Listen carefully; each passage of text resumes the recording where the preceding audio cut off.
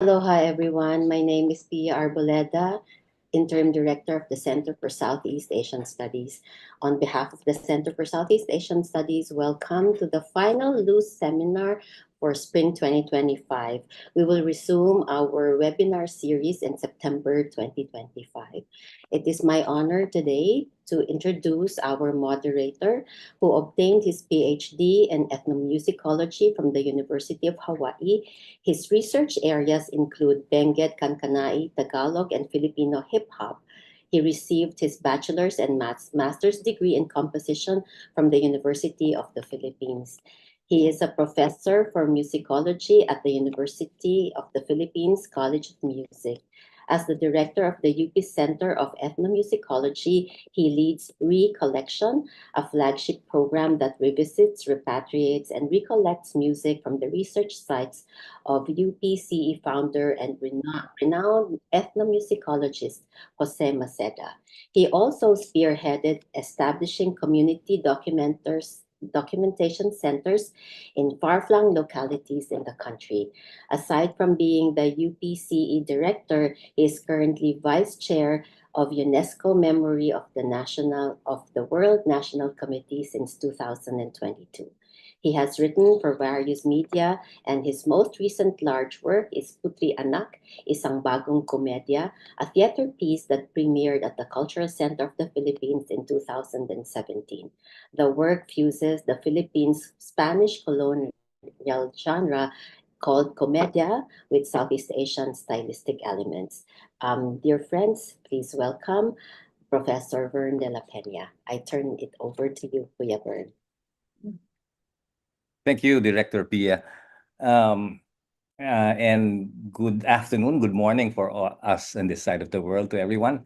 Today's webinar focuses on the intersection of the arts and environmental issues as reflected in local communities that depend on natural resources for their traditional arts. Climate change, migration, lifestyle changes, and degradation of the natural environment is forcing changes on the practice of traditional arts. Activists, cultural bearers, practitioners, and scholars are documenting the impact of environmental changes on traditional cultural practices, including the community responses and agency.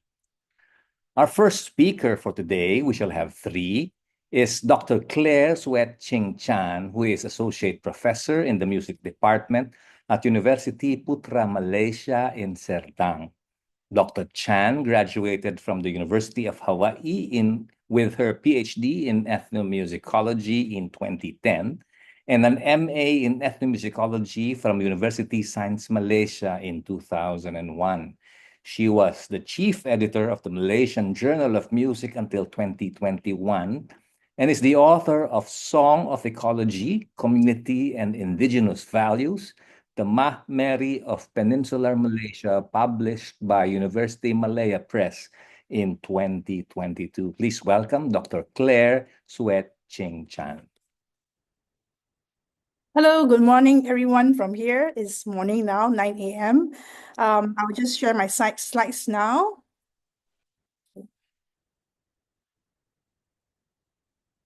All right.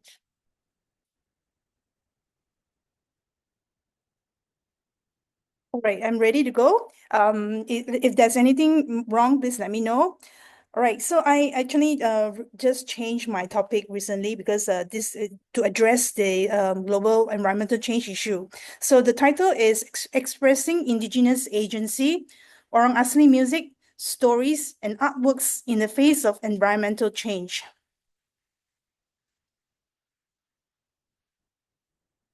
A bit of introduction, who are the Orang Asli? The Orang Asli are the indigenous minorities of Peninsular Malaysia. They are subdivided into 18 indigenous groups, among them the Semai, the Termier, Semelai, Mahmeri, and so on, as you can see on the map here. Currently, the population of the Orang Asli in 2022 surmounts to 209,575 out of 31.5 million people in Malaysia. So they are quite a minority. The Orang Asli, a usually timid and non-violent group, began to voice their concerns when there was the appropriation of their ancestral lands for development, particularly during the era of industrialization. This began during British colonization of Malaya, where colonies were exploited to produce raw materials for industrial goods such as canned fruit and rubber tires. Development continued after independence, and vast areas of Orang Asli ancestral territories were transformed into cement cities, highways, and airports. Placed under the jurisdiction of the Department of Orang Asli Affairs, JHEOA then, many Orang Asli communities were usually unaware of their impending resettlement, often only realizing it when bulldozers and trucks arrived to tear down the forest near their homes.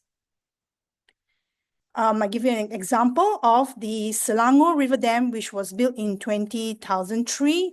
Selangor is right here, the Selangor Dam, quite near to Kuala Lumpur. In 2001, the Temuan communities of Kampung Pertak and Kampung Geraci witnessed bulldozers and trucks tearing down the rainforest they had inhabited for thousands of years. This destruction was carried out to make way for the construction of the Sungai Selangor Dam, which was completed in 2003. And this is a picture of the building of the dam. The dam flooded 600 hectares of land and displaced the 2 Temuan villages. The villages were resettled into areas with concrete houses interspersed among oil palm estates. I will first talk about the musician and singer, the late Mak Mina. So one of the earliest Orang Asli to react against this encroachment was the late Mak Mina, a Temuan woman from Kampung Sungai Pertak, Selangor. In 2002, in 2002, she and a group of Malaysian musicians produced an album known as Akar Umbi or Taproot, Songs of the Dragon. The lyrics responded to the massive deforestation for developmental purposes. Among her songs, Kuda Lari or Running Horse warns those who intend to disturb the spirit guardians of the river that some mishap may occur. Kuda Lari is a Temuan nursery rhyme that describes Caesar Ranking's attempt to kill crocodiles, spirits or sacred guardians of the river in 1883. This may have triggered a dam disaster which killed him and flooded the town of Kuala Kubu Baru. It is believed that rivers are guarded by dragons, snakes, and crocodiles, which will cause chaos if their homes are destroyed. So I'll play you a short version of Kuda Lari.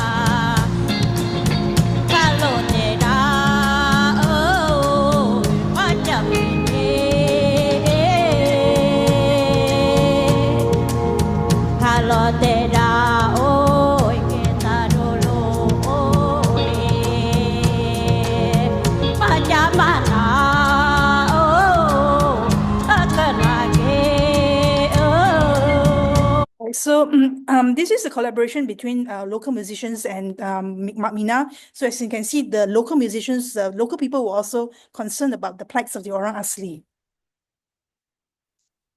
So in one of the interviews with Mak Mina, she was interviewed and she said, I was interviewed by many reporters and I told them how I felt about seeing our life taken away from us. One reporter asked me, don't you want to see your grandchildren getting a good education, which they can only get when development reaches the rural areas? I replied, all those who cut down the trees and make the hills bare, causing landslides and floods, aren't they educated too? If that's what being educated means, then we Orang Asli don't want to be educated.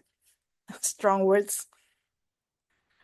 Okay, right. Next, I will move on to another current activist. He's very active now. He's an artist. His name is Shark Koyo, and he's quite international now. So Shark Koyo is an independent Temuan artist who uses his artworks to voice out issues affecting the livelihood of the Orang Asli. His artworks include painting, installation, and performance art. Shark's artworks portray the struggles of the Orang Asli, focusing on issues such as deforestation, land rights, and cultural erosion. His paintings depict distressed indigenous figures who live amidst forest landscapes, symbolizing the impact of the environmental destruction on indigenous communities. Beyond arts, Shark is an outspoken advocate for indigenous rights, participating in exhibitions, talks, and campaigns, both locally and internationally. As you can see from his picture here is a tiger, and he's in the midst of some kind of destroyed forest. So I'll just talk about one of his art. This is the Nightmare of Moyang Bajus. Moyang Bajus is one of the ancestral spirits of the Mahmeri. So the Nightmare of Moyang Bajus relates to the Mahmeri community's land, which has faced consistent threats of deforestation by local and government bodies in the name of development. The Mahmeri live on mangrove forests, and therefore their mangrove forest has been kind of like gradually being destroyed by the government for industrial purposes. So the Mahmeri communities struggle for land to talk about the Mahmeri communities struggle for land speaks to a wider exploitation of the Malaysia's indigenous communities for capital gain. Next, let me just check on timing. Okay, right. So next, I want to talk about a very new group also. They are women, Orang Asli women. Their name, I didn't translate, is Apa Kata Wanita Orang Asli. In English, it's translated as What Says the Orang Asli Women. So in 2018, Aqua began using storytelling through short videos and films to advocate for indigenous rights and environmental issues. So one of their leader, Eliana, who is a Jakun from Kuala Lumpur, says, "If it's not me, who?" It's a statement and not a question. If we don't speak for ourselves, who will speak for us? She says. So this is a group of active women, Orang Asli now, using filming and video to advocate for their rights. So the group comprised of voices of Orang Asli from various groups, from the Semelai, from the Jakun, Temia, and Temuan. They highlight issues faced by Orang Asli, such as land rights, identity, statelessness, citizenship for their children, rivers running dry, and lack of infrastructure, education, and healthcare. Through social media, they also teach each other about their cultural heritage by using the latest technology to create short videos. So here we have this group teaching the Orang Asli communities on how to create short videos using certain apps. The app they're talking about is Short Cap. Or never, I'll let them explain to you. I'll just play a short video. Hai, nama Ye Anjang, nama Ye Mune.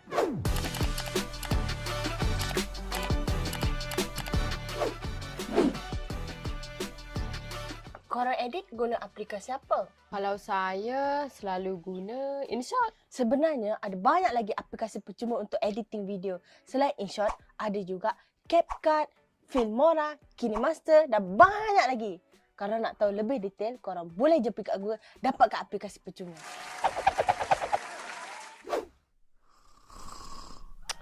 Hai. Okay, so the last part I want to talk about is actually about my own projects. So I have been working with the Mahmeri children of Kampung Sungai Bumbun in Carey Island for about 3-4 years now. So I'll just talk a little bit about the project in which I work together with the culture bearers. You can see in the picture here, the culture bearers are Mazna Unyan, to transmit the knowledge of their songs and dances, and at the same time improving the children's 6C skills, which are creativity, communication, critical thinking, collaboration, character, and citizenship skills. So the Mahmeri are located here. They are in Selangor, and they are actually located in the mangrove forest, but 2/3 of the mangrove forest in their land has already been deforested for all palm. So when I started working on workshops with the children, the aim did not specifically involve exposing the young musicians to environmental issues. We began from 2022 to 23, we started to get the children to sing and dance the Main Jo'o. So in short, here is the Main Jo'o.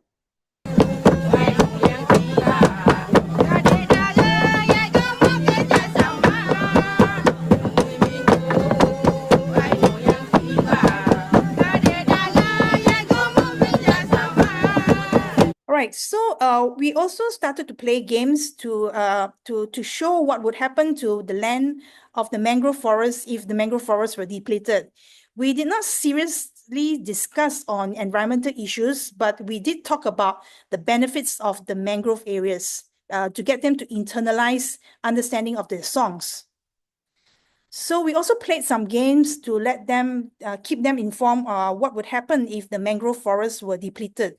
So in the first round, we had them imagine that there was a hurricane and that the animals were rushing to the mangrove areas. And if there are a few mangrove trees, what would happen? And then there are many, many more mangrove trees, what would happen?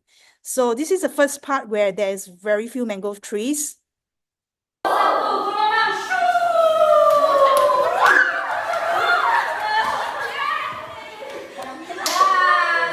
This is the second part where there are more, sorry, next one, more trees, more mangrove trees. 3, 2, 1.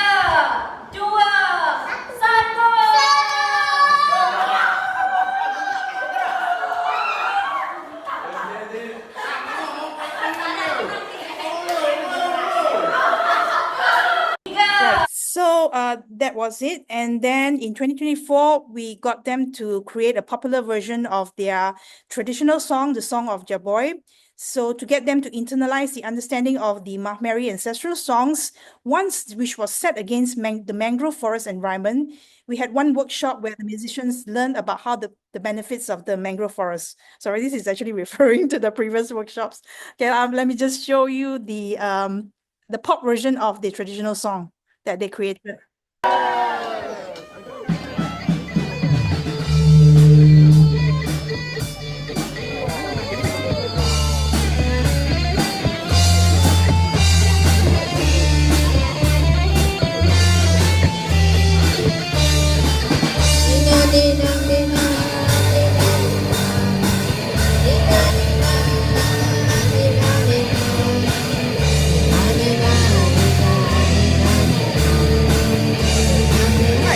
So throughout the workshops, we did not experience problems with acquiring bamboo musical instruments, especially when we have embarked on teaching the national school. So we actually started to experience problems now with instruments because we started taking the children out to teach some of the students in the national schools how to play their musical instruments. But we found out that we don't have enough bamboo stamping tubes. But then we found out that we could not actually get bamboo stamping tubes easily from the island because it doesn't really, the bamboos don't really grow there. The type of bamboos that they needed doesn't really grow on the island anymore. So this is when we actually started experiencing issues on resources. Okay, so, and in 2024, Gali Adam had purchased a bamboo from beyond the village when I asked him to make me a banjing. So the second time that we experienced problem was when I asked Gali whether he could make this instrument for me. And he actually had to purchase the bamboo from somewhere else to make this instrument for me. So we are actually now starting to experience issues on lack of resources. And then we did some short workshops with the children on how to make bamboo stamping tube. Tangan kiri untuk tangan musik, alat musik sebelah kiri, sebelah kanan dengan alat sebelah kiri. Sebelah kiri ni bagi lebih banyak pada sebelah kanan. Bezanya sebab tinggi dia macam ni lah. Okay, so as you can see, the children are actually very interested in social media. They like to do the filming part. So I'll just end with end here to say that perhaps the issues in actually lack of resources are starting to come in during our workshops. So hopefully that this would lead the children to start thinking as we start to develop their critical thinking skills. Hopefully they will ask more questions on environmental issues and we can grow from there on how we can talk to them about environmental changes and how they can actually be local advocates to, manage these issues. All right, thank you very much. That's my presentation.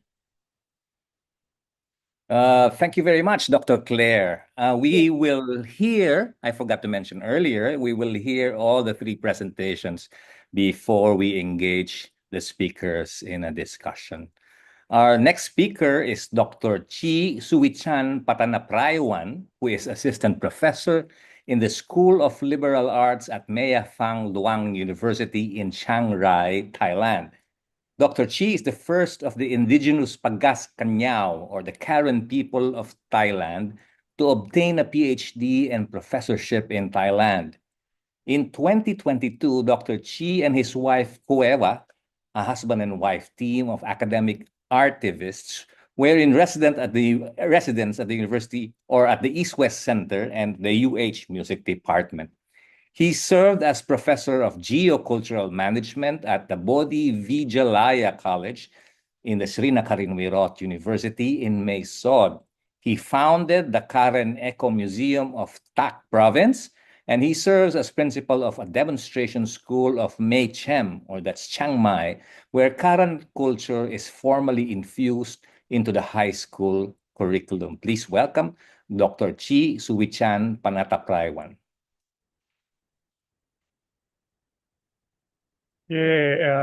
Hello everyone สวัสดีครับผมไม่ใช่เปิดชูเคลียร์ก็เข้ามาเนี่ยแค่ในเดือนดาวมันเคลียร์แบบมันพลาดแบบมาดูมาเชื่อดูแต่มาเดี๋ยวโอ้บางคนก็เด็ดกี่สาธุ First of all, I would like to greet in the Pocoyo indigenous language as my mother tongue language. No?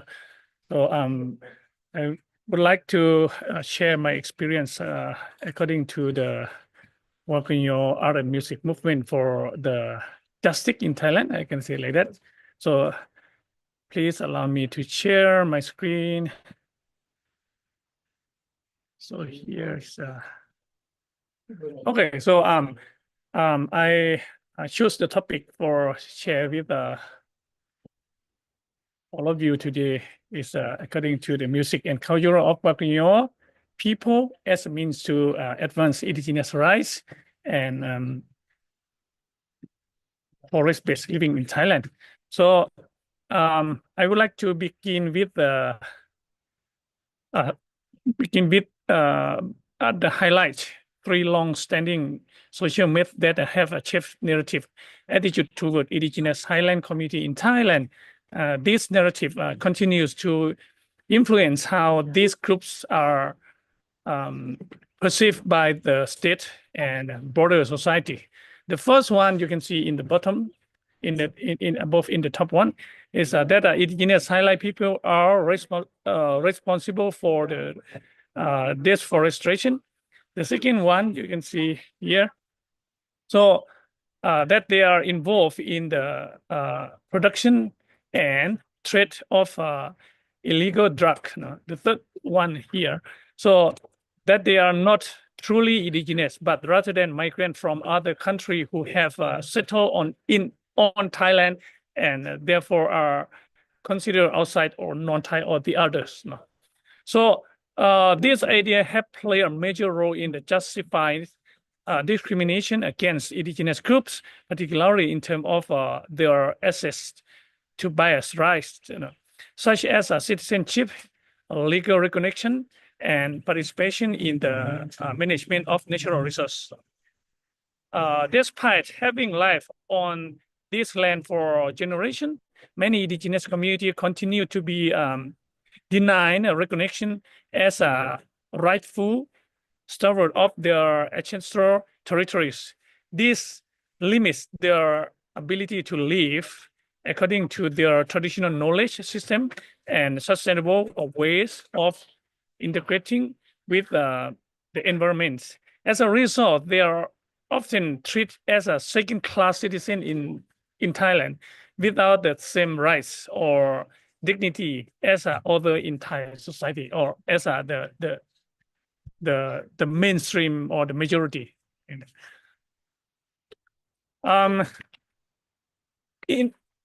I show this slide in seek to understand the reality of the forest governance in Thailand beyond pre-justice. I examined this series of the forest cover maps, green zone from the Royal Forest Departments. You can see in the left side, in the 1963, over 70% of the country was covered by the forest or the green zone. But later on, by 2024, that figure had dropped to less than 30%. Well, I do not intend a detailed the main cause behind this loss. But I want to draw the attention on to one crucial point. Over 80% of the remaining green zone or green area today are found within indigenous territories, particularly in the north and west regions, where highlight ethnic community, including Pagano community or Pagano people area have long life. This leads us to fundamental question: who is destroying the forest and who preserve them? We as indigenous people acknowledge that we use the forest, but we use it responsibly. And because of we use this, we must care for it. Because of we care for it, it continue to sustain us. As our ancestors have taught us, eat fish, protect the stream, get the frog, guide the cliff or the cave, plant rice, care for the forest. This philosophy preserved for future generations has allowed us to communities to maintain green cover where others have lost it. But the challenge we now face is how to communicate this reality, our views and life way to the broad society, to the state, and to the policy maker. We seek policies that aligns with our cultural practice and indigenous rights in ways that are just respectful and sustainable. One powerful pathway in truth cultural expression, particularly music and art, which carries the voice, memory, and value of our people. This is the starting point of our endeavor to explore how music and culture of Pagano people can serve a means to advance indigenous rights and forest-based living in Thailand. So we begin with our concept to composing indigenous wisdom. That means music as a medium for communicating sustainable forest living among the Pagano people. So this initiative begin with a deep ethnographic engagement, studying and learning from the worldview, cultural value, and everyday practice of the Pagano people, particularly in relation to sustainable natural resource management, rooted in the ancestral knowledge. The Pagano have long practice from the forest-based living that is guided by spiritual belief, intergenerational responsibility, and ecology balance.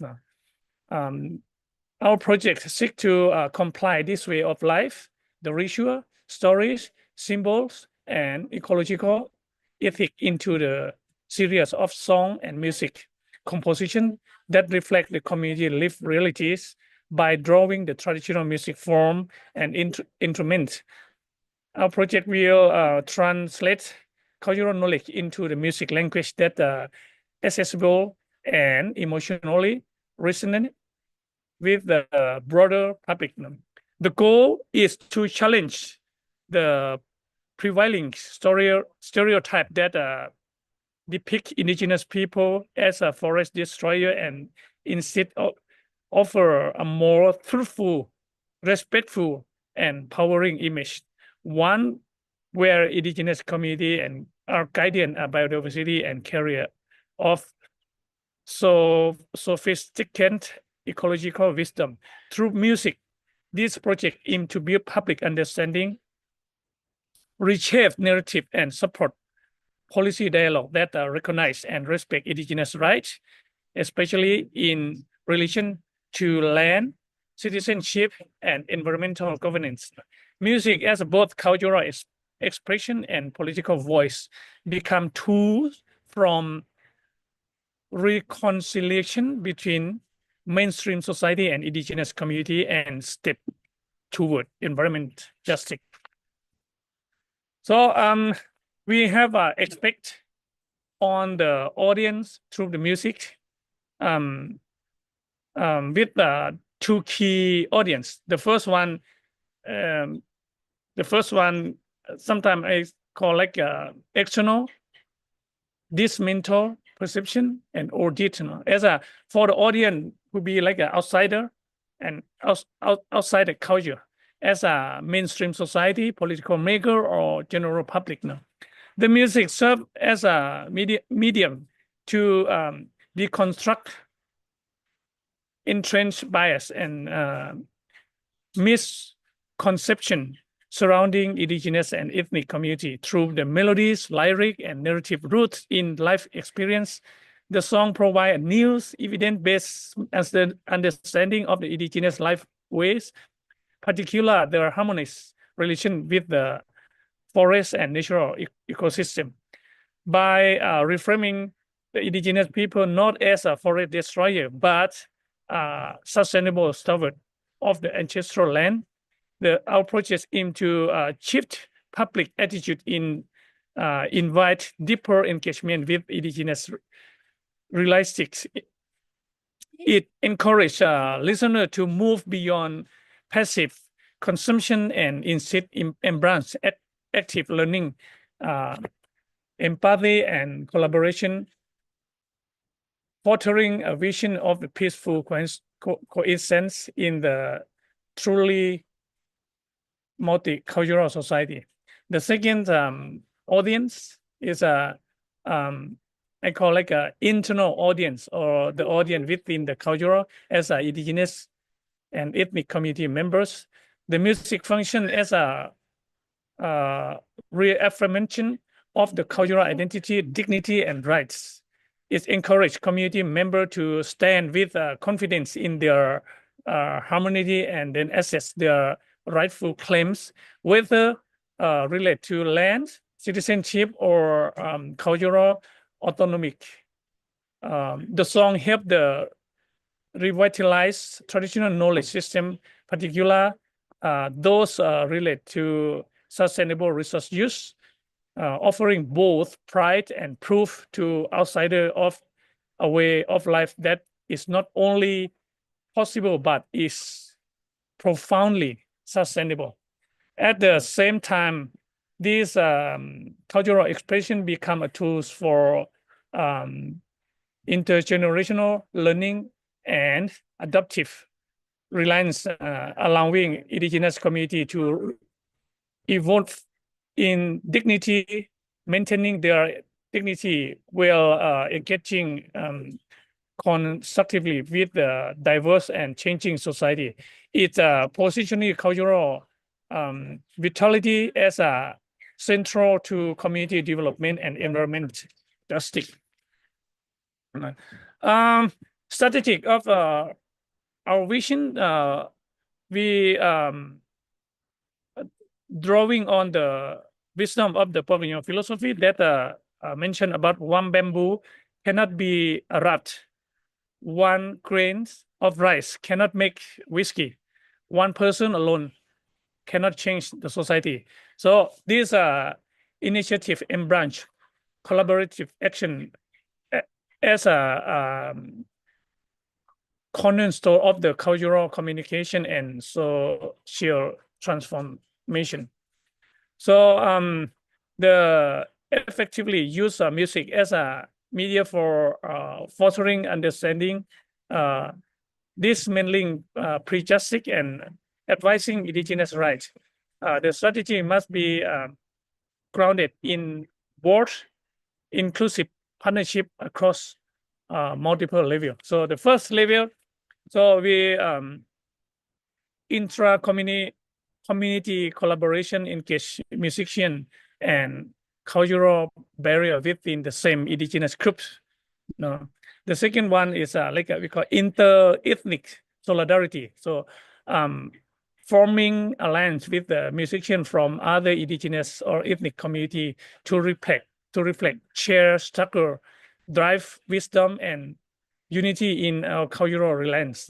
The third level is a national level engagement, partnering with the well-known musician or and cultural figure across Thailand to amplify the message to mainstream audience and lends visibility in the public discourse. And then I can say like the highest level is like a transnational connection, linking with the international musician, indigenous rights advocates, and cultural network to broad reach, share solidarity across the border to point positioning to the movements within global conversation on climate justice, indigenous sovereignty, and cultural rights, such as a multi-level coalition will open diverse communication channel, reach while ranking audience and generate collaborative impact. One powerful enough into the influence not only public understanding but is also policy discourse. Music become more than artistic expression. It become a movement, share collaboration and transformative as well. And the anticipates the social impact of the music-based cultural communication.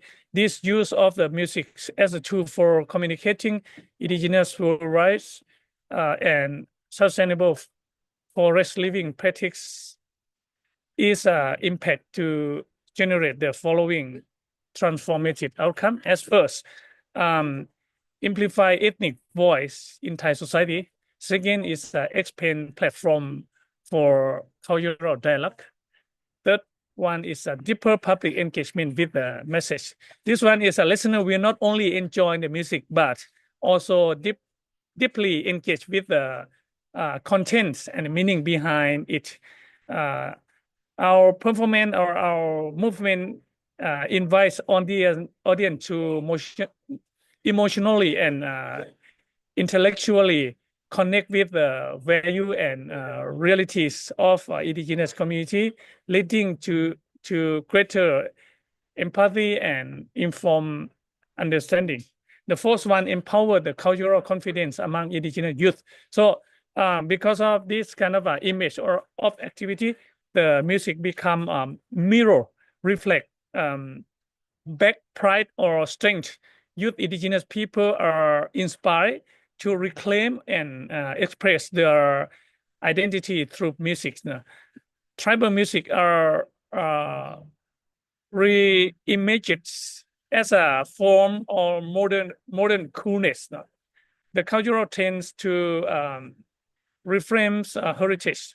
Not engaging with one cultural music may have even been seen as a outside outdated or uncool. No? The last one is a cross sectoral alliance to the combat ethnic bias. Then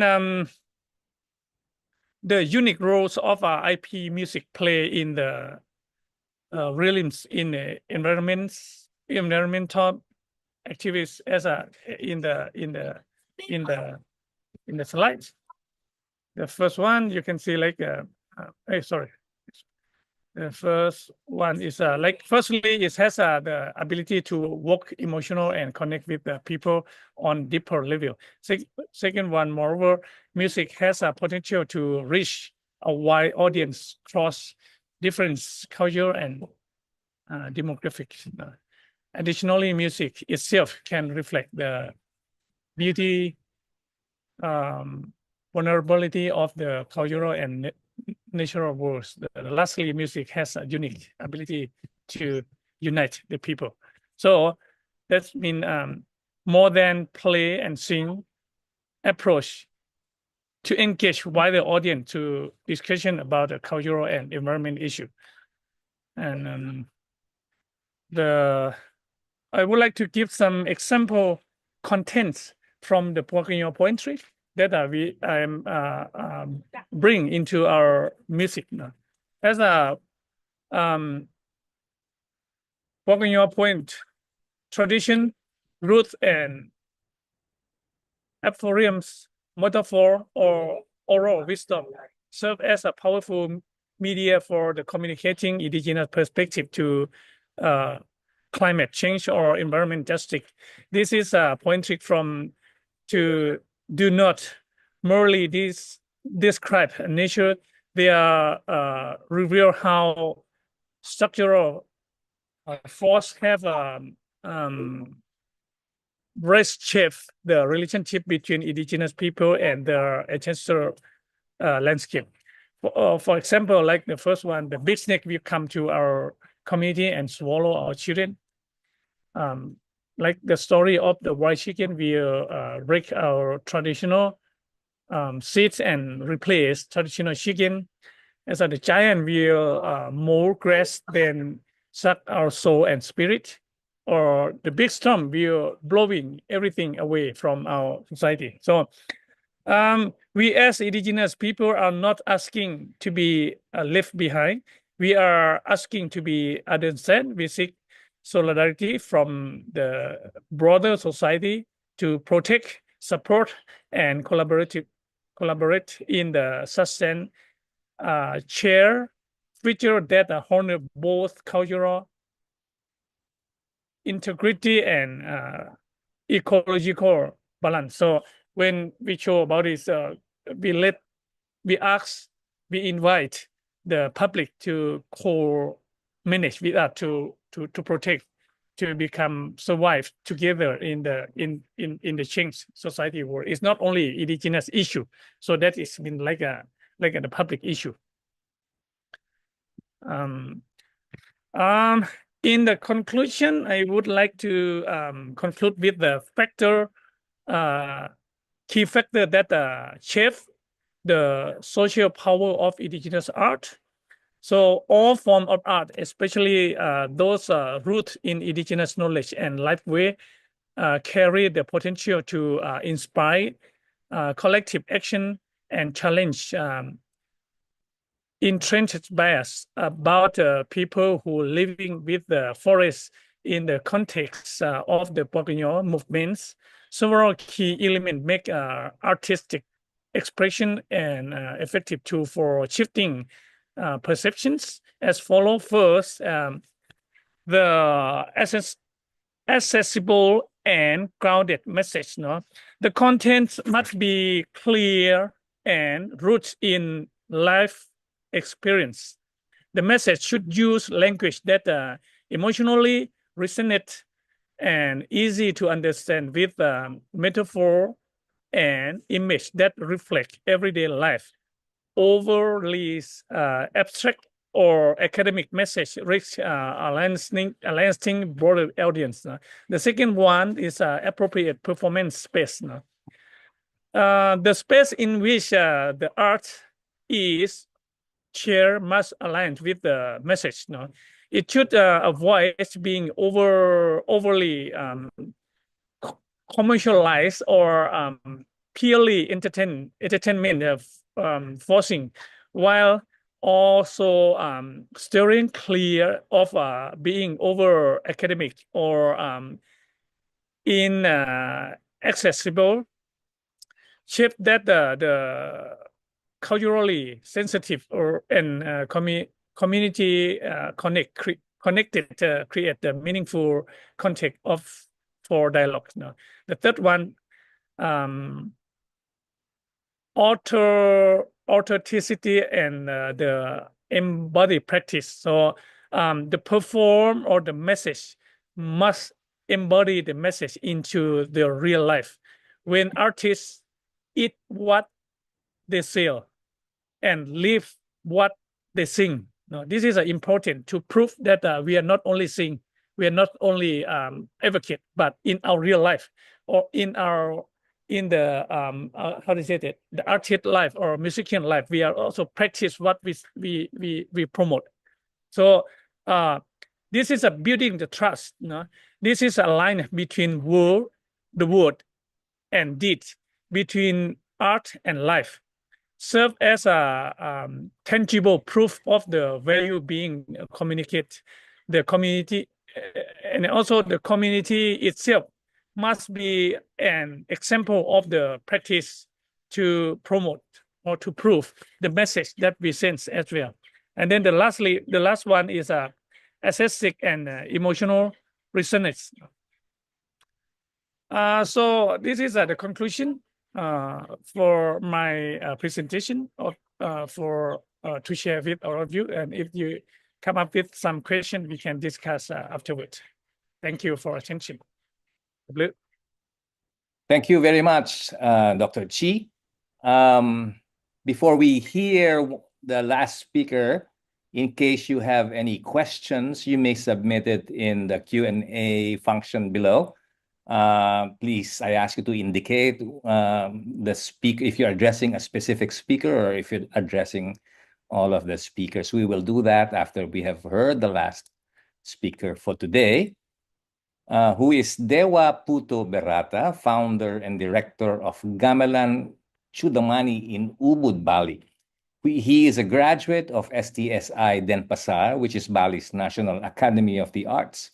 Born and raised in the village of Pengosekan and the son of a great drummer, Berata was immersed in Balinese performing arts from birth. His creative talents, teaching abilities, and leadership qualities make him a noted figure in the Balinese music world. He is renowned for his compositional skills in both traditional and innovative styles, and a rare ability to communicate a diverse knowledge of Balinese arts to both Balinese and international artists.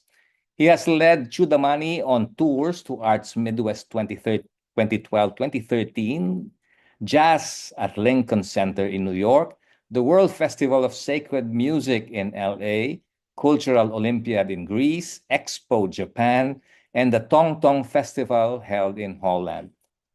As a result of Berata's vision and commitment, Chudamani has become an important artistic center and an activist community that responds to the philosophical, practical, and problematic issues that face Balinese artists today. Berata also frequently serves as the music director for the USA Bay Area-based Gamelan Sekarjaya. Please welcome Dewa Putu Berata. Hi, everybody. I'm Dewa Putu Berata. I will talk about our belief in Bali, how to take care of our nature. We in Bali have a concept we call Trihita Karana, spirituality, community, and environment. Yeah, of course, I'm founding of Sangat Seni Chudamani, where I teach a lot of the kids, teenagers, even adults, for the music and dance and singing. Also, hi, sorry, I'm Fatma's daughter. I'm I'm sorry. I'm his tech support today, so Yeah. don't mind me. Yeah, plus spirituality and community and improvement. There's three foundation in Bali. We use to protect our nature. Yeah. Okay, sorry. Next, spirituality. We believe in God, deities, spirituality, and ancestor. Now, like you see in this picture, a lot of shrine here, and also sacred object, mask, everything that, of course, we build from the nature, from the wood, from the stone, and make a secret, and in the temple, and we put in the temple. Yeah. The sacred object here, the mask, we call Sesunan.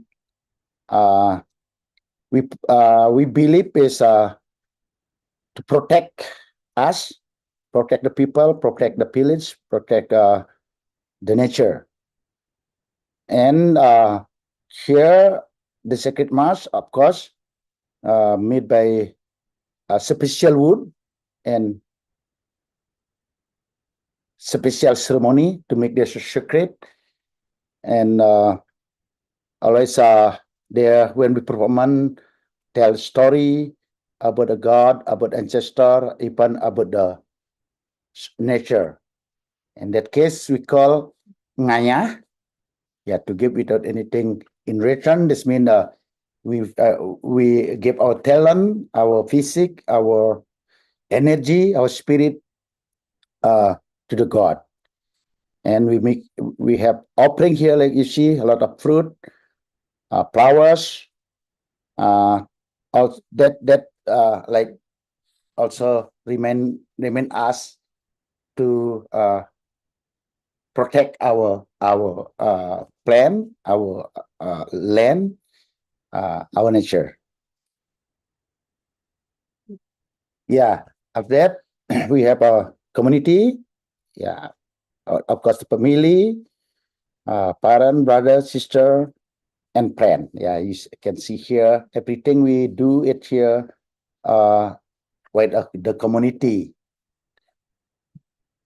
like ceremony, family, and music and dance. Yeah, here we talk a little bit about the organization. Traditional, we call Banyar. This is has a responsibility, of course, relationship with people, like I said, with the God, relationship between people, and also for the nature. Everything we will do it. We decide we have to talk all the member of the Banyar. For example, like here we can see the activity of the cremation. This the most hard work for the Banyar community. The Banyar, the member of the Banyar will help us for the ceremony, like wedding ceremony, tooth filing ceremony, and there's a cremation. There's the biggest one and the most important one. Nah, art here, sangat Sulumani, multi generation. We have a concept gotong royong, this walking together. This year, of course, we create a lot of things, like for example, like costume. When we teaching, we doing together, the senior teaching the junior, like that. And also, of course, from the planning until we execute, we always talking about what we're gonna do, why we do that, what important for the kid, what important for teenager. After that, I move to improvement relationship with earth. We call Ibu Pertiwi, plant and animal. Now here, for the environment, we have organization we call Suba. Yeah, Suba is agriculture organization. This take care about the water. This one system here, and also what they will plant. Yeah, this in traditional way. Of course, now a lot of change. Of course, in my area in Ubud, this like the destination of the tourists. They said number one even in Asia. So make my area is full of tourists. Is in my opinion is not very good in my opinion, because traffic every day in the front of my house, and now more and more they build restaurant, what Hotel. villa, hotel, bungalow, and even the worst one, the lately is build we call hidden city in my village. It's a big, they take big area. Maybe you can explain a little bit about that. Yeah. This I think will be not good for my village. Next, earth is sacred. That's what we believe. Everything in Bali sacred. Like tree, like you see here, we love the tree and we put decorate here. This symbols this tree is as a spirit, as a we call it is sacred. Yeah. So we have a ceremony for the trees. We call that Tumpa Uduh. Every 210 days we call Tumpa Uduh as a ceremony for the tree. We thanks the God for the tree because help us to give us fruit, give us flowers and wood, for example. Yeah. And red ceremonies per animal we call Tumbak Kanang because the animal is helping us. Helping us like walk in the rice pail like that. Yeah. Like the cows. Yeah, like this cows. Yeah. Yeah. Now, water. Also, again, water is sacred. We call tirta. Yeah. For example, like spring water. I tell it a bit when I kid. Every time I go to spring water, I make offering even just a lip. Yeah, they like accuse to get accused. So we get a clean in our spirit, in our body. So accuse there to us accuse we use the water like that. So until of course now it's different story again because everyone has a shower at home. So yeah, change a lot, and for me in a negative way, for the river and spring water. Yeah. So sorry. Yeah. Also connect with the ancestor. Here, I see you picture in the beach. After cremation, the as we bring to the ocean to purify the spirit, the soul, and after that we take again the spirit to our home temple. So in Bali, every home has a temple. After that, every village again have a temple. So in my village, we have 8 temple plus my house temple. So I think we have a lot. We have 9 temple at least. We have a lot in our village. Yeah, in our village. But the good thing is every temple has a own sacred mask. So we create a lot of art from there. Yeah. And this is, sorry, just background. These photos were taken when my dad and my mom went to the ocean after my grandfather passed away. So they took my grandfather's ashes to the ocean, did a purification ceremony, and then brought him back to the family home. So that's where these images are from. Yeah. For example, this one is we call barongket, the creature, like dragon. Some people said lion. Yeah, maybe we can hear it a bit and go watch a little bit here. Very short.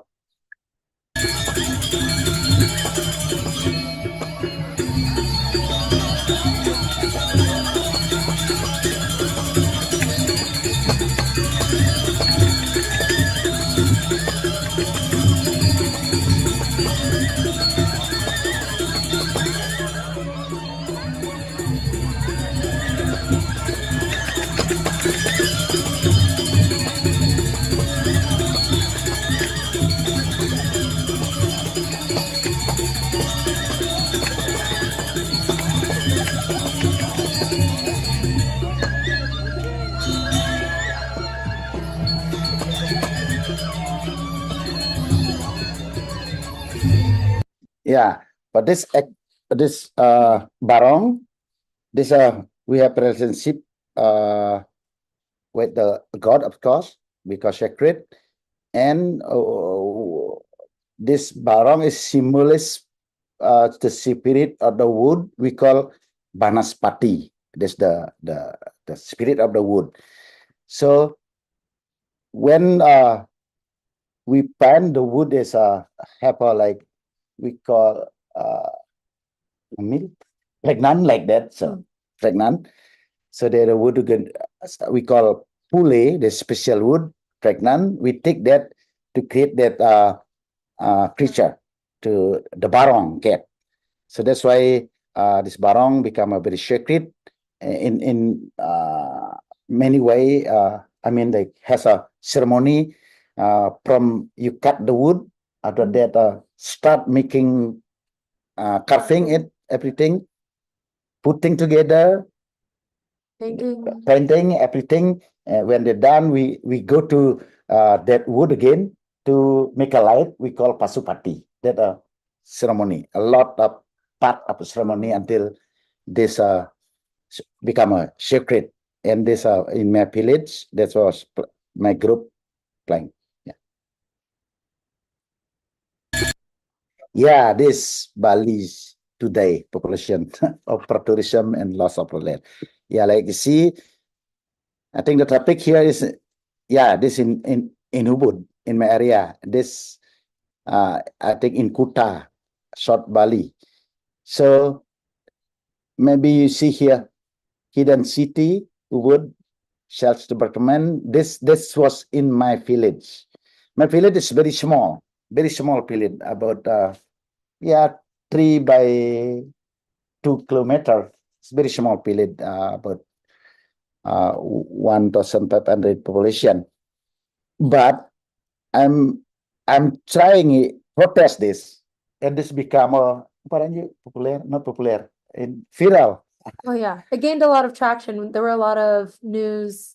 There were articles written about the kind of protests that we had done for locals, but it was difficult to go up against this because their funding came from Russian investors and they had a lot of money and a lot of power and a lot of sway and clearly took up a lot of land, as you can see at the bottom. That's a huge amount of land, and they're going to do it in 3 stages, and each stage is going to be bigger and bigger and bigger.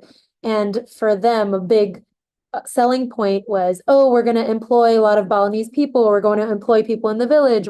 This will make a lot of money. This will encourage tourism in the area. And the problem isn't that we want tourism, is that it's that there is already over tourism in our area. The traffic is really bad and there's really bad pollution and so many trees have already been cut down. We've lost a lot of land, but they still will come in and do projects as big as this. This is as big as our village, basically. And the challenge is not only foreign investors, it's also local people who allow this to happen. So not only were local protesters going up against big Russian investors with big lawyers and a lot of money, and Jakarta investors as well, we were also going up against people who had sold their land or had rented the land to these Russian investors for 100 years, right? And so that has been a big challenge, and it's still at anyway, it's a continuing ongoing challenge, and I don't think we're going to win this one, but there is a lot of protest happening for this specific project, but also there are a lot of projects like this happening in Bali. Yeah. And even in Ubud, there are at least 3 of these happening. Ubud's not that big. It's like smaller than LA County, and there are 3 of these huge, massive projects happening simultaneously on top of the already existing villas, hotels, restaurants, and everything else. Yeah.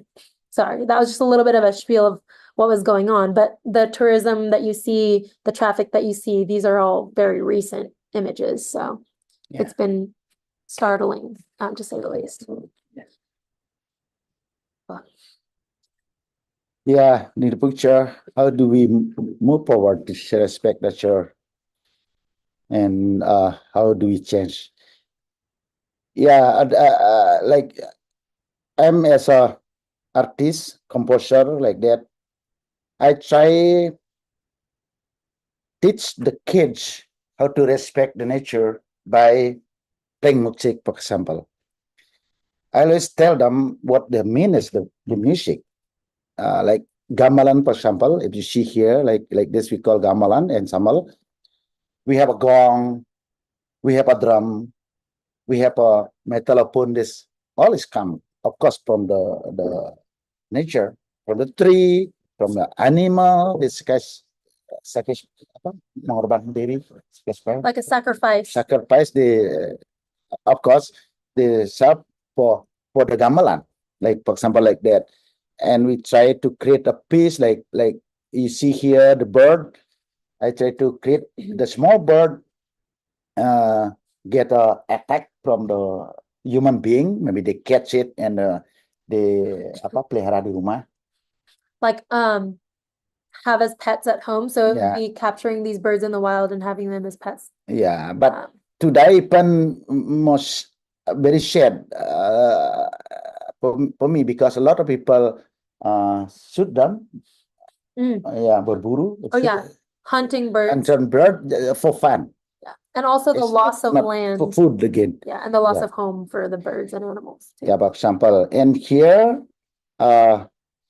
we create the legong, then very famous form. We call legong, female then. We call pertiwi in the time. This story, this legong, Pertiwi means Mother Mother Earth. Earth, yeah. Yeah. Tell about if there is not balance between we as a people and the nature, there's some trouble gonna coming. Yeah, I like that. And this piece, sorry, real quick. So in the top, the bird piece, my dad and I collaborated on it, and that was for temple ceremonies. So it often is performed in a lot of different communities. When we perform in different communities, we often bring this dance and perform it for that community there, which also helps raise awareness and discussion about this in different local communities. And then in contrast, the Legong Pertiwi at the bottom was a Legong we took on tour in 2018. So that one we performed across the US. Yeah. Yeah. That one thing, I mean, my group is the adults group, professional group. Every time we have a rehearsal, right now we have a rehearsal on Wednesday and Sunday. So every time before rehearsal, we talk a lot about what the situation in our village or in Bali in general, like for example, like Hadan City, or what we can do to protect it. A lot of now young generation, like you see here, and on the right, and the right here, they worry about our nature in Bali, our land. But in other side, also they worry about how they live because they need job. They need job. Yeah, that what apa istilahnya conflict there. But I answer that with like I create like this, like make a performance and good also. And until today, the performance in Bali in many form is a lot of philosophy there. They tell a lot of philosophy, talk a lot about what I mentioned you before, Trihita Karana, and try to grab young people, kid attention. Even the very challenge today is very challenge of everyone. I think no, the kid now have like phone like this and again they have and also one thing they also have a room, not like when I kid in 70, all of us still sleep together and always talking with my grandmother, grandfather, but not now. Very hard now. That the challenge today. But when they come to my place, to the Sangar, to Sudamani, I see them love to being together and talking and playing. They even come 1 hour earlier because the Sangar in my house, so I feel sheep there. They come a lot 1 hour earlier. After that, after class, and they stay still stay in the house, then they playing, create this. That one thing I can do to help the kid understand what means today life and what happened in the future. Yeah. Yeah, please stay in touch. That my information, you can send me email or Say, whatever. Matur suksemo in Balinese. Matur suksemo. thank you. Thank you. Thank you, Pa Berata and Ayu. Thank you very much for that. We now proceed to the discussion. I ask all the participants to post their questions in the Q&A button right below. Before that, I will just address the speakers with one question. I wrote my question in a slide, so here it is. Okay, give me a minute, please.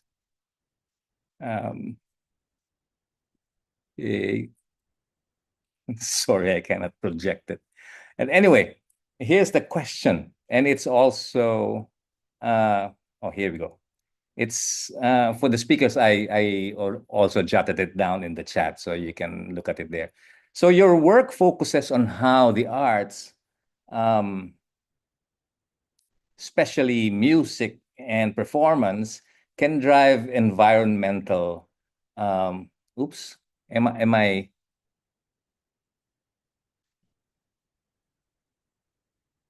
Sorry about that. I'm having difficulty with my screen. Let me say that again. Your work focuses on how the arts, especially music and performance, can drive environmental and social change. In your experience, what unique qualities or functions of traditional arts make them particularly effective for raising awareness about environmental issues and their effects on communities? Additionally, how do these artistic approaches compare to or work alongside other forms of activism, conservation efforts, or community development programs in your area? May I ask Dr. Claire to respond, followed by Dr. Chi and Berata. I will stop share. Maybe someone else can start first. Maybe you can trigger Sure. some idea. Yeah. Okay. Dr. Chi, you mentioned already a bit of this in the properties of music. Maybe you Yeah. can. Okay. So thank you for this question or challenge. No? In responses to the environmental change and socio-economic pressure, our Pocono community has turned to what we call living music. No? Living music, and revival of traditional poetic form, metaphor, and musical instruments as a tool for climate storytelling and cultural resistance. One specific innovation in the transformation of our ancestral aphorism, such as one bamboo cannot be wrapped, one grain of rice cannot become a whiskey, and one person cannot change the society into the contemporary music that is performed not just on the stage, but right in the rice field, village, temple, and even protest space. Protest space now. So this is not just about the preserving culture. It is about the reclaim of voice. Youth now compose and perform songs that link forest wisdom with the current struggle, turning music into the platform for asserting land rights. Critiquing extractive policies and showing how indigenous life is not backward but forward thinking. It is inspired both insider and outsider. For us, music is not an escape. But it is as a music is as a agency. So the most importantly, we sing what we live. We sing what we live, or we sing what we live, our life. No, the performer are also a farmer. So like musician, also farmer. Sometimes I call myself as a activist. So I'm not be as a academic, as a professor in university, but also I'm also be an artist, and I'm also be like activist, and also be like a villager. I also be as a farmer. So we also be as a forest defender. We also be as a knowledge keeper. That where the trust and power come from. So it's the trust in me, in us, because of it not because of our be artist or performer or musician, but the trust in us because we are be like practitioner. So this is the important, I think, the important factor or condition that to make the people listen to us, and then try to follow us. So they follow us. What we post, they say that, okay, if this guy post this one, I trust. Something, or if this guy compose this kind of music, we trust. Or because we practice in our real life. So it doesn't mean we sing and then we act and how do you say it, opposite to what we sing. So this is I think the music is become more powerful if we practice as we perform or as we play. If respond to your question, I think this is the main point or the key point that make the music can, how to say, address to environments issue. So if you would like to see the concrete example that appear in my song, you can follow me to my communities, and you will see the reality that what I present, or what the message that I give to that. So it's make the music is have more powerful, and then it's make the people trust more in the music, and then sometimes they also challenge us, and then where the music can invite the people and open the space for dialogue, and then they can follow us to our community, or they can talk with us more and more. That is can change not only the attitude of the people, but change the views and change the, how to say it. It's build more connection and trust in the society. Something like that. Thank you. Thank you, Dr. Shi. So it's not just music in particular, but really the role of the musician, the artist, in connecting with the community. May I ask the other two speakers who would want to address this question before we have a couple of questions in? Berada, go ahead. Yeah. Yeah. To answer this question, first I will introduce about gamelan. Gamelan itself is mean as work together, because the gamelan instrument shop has a partner. For example, the gong is we call gong lanang, gong wadon. This means female and male. Also, the drum we has a male and female drum. We call gangsas. Maybe you can so like this, yeah. Also has we call ngumang and ngisap, exhale and inhale. For example, like that. Not example. That was a gamelan. And when we playing, also we have a interlocking between one player and another player, and also in the drum, also like that. Yeah. Yeah. Also, that's mean we always work together. In that case, we have to make ourselves in same mood, in same feeling, because in Bali we don't have a steady tempo. The tempo is like the wave.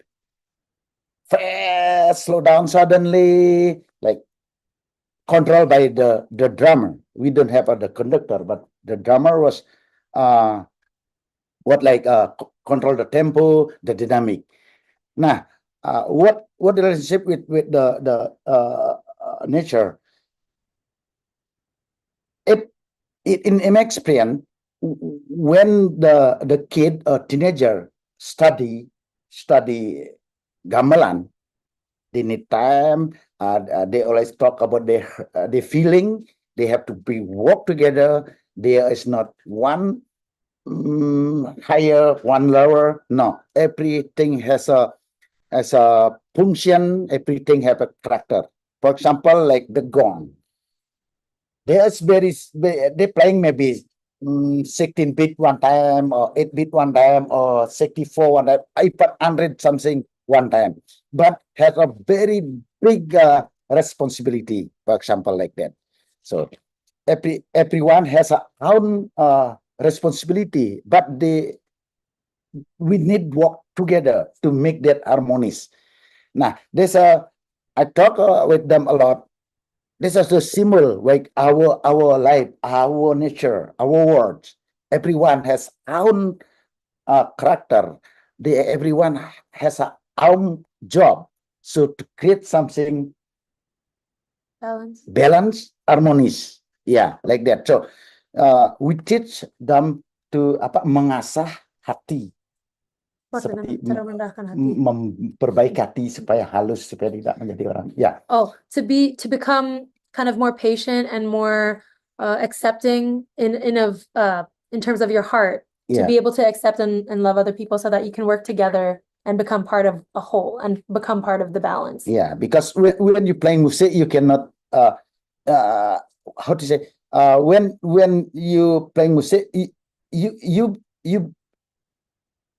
be able to sharing your even anger in the right place, for example, like that. So relationship with the nature are the same like that. So if you can cut the tree, of course, but for what? To use as the important thing for your life, for example, like that. Yeah, that I think the process hurt the musician in their heart. They has to believe we have to work together, create something together, not just between people and the nature, between people with animal, like that. So we have to work together, like that. The symbolism. Thank you. Very well said. Dr. Claire, you have a response? Let's keep it short because maybe we can get questions from the floor. I'm just quite amazed at the intrigue, it's the very deep philosophy embedded in Balinese and Thai music. I'm sure there's a lot in Orang Asli. It's just that there is there's some issues about speaking about them, because I think the Orang Asli, they are quite used to be very timid and not very vocal about their beliefs. And also maybe there's this long process of colonization where the British actually placed them under the care of the Department of Orang Asli Affairs, which and they were looked down, they were looked as people that needed to be protected and people that didn't have voice. So I think that issue could have kind of like caused them not to be able to speak up that vocally so much. And only recently now I do see young people starting to come up and starting to vocalize and through social media. And I hope that probably these young people can actually bond with the elder generation to reconnect back this deep knowledge that they have in the songs and in all their rituals. And also there's this problem of this disconnection between the younger people and the older generation because of the school. They were disconnected from the older generation because they were going to schools, and then they were not learning from their ancestors, their elders anymore. I hope to see this coming up, and probably maybe I could actually, try to revive this kind of thing. Yeah. Sorry, I can't get very far from this on this matter. Thank you. Thank you. We have several questions. I don't know how much time we have left. Here's one, of course, from Rick Tremillos. Thanks to all three speakers for sharing. A common theme for all three is the conservation of resources. Claire alluded to a shortage of materials for instrumental building. She spoke principally about conservation of human resources, and Dewa alluded to the conservation of the sacred and the challenge of the hidden cities. It is great to have this wide variety of themes. Could each of you comment on how the other kinds of conservation are relevant to your case? For example, Claire, is there a conservation of the sacred? Chi, is there a challenge of materials for making instruments? And Dewa, is there a shortage of human resources or material resources in Bali? The speakers may address this. You can look at the Q&A button to refresh yourself with the questions. Who wants to go first?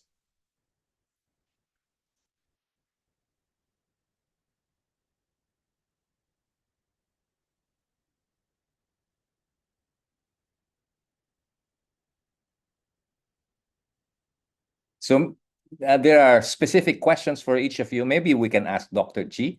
Is there a challenge of materials for making instruments? The question from Dr. Chimios. Yeah, so I think this question is also is like the current challenge in our communities or in the indigenous people. Actually, our instrument, our music instrument is produced from the natural resource. No? It's like from the wood, from the real resource like bamboo or something like that. But you know, when we lack of rights to access the natural resource in our community, sometimes our culture is become too illegal because of our forest is covered by the forest law. So that is mean we cannot access that forest as before.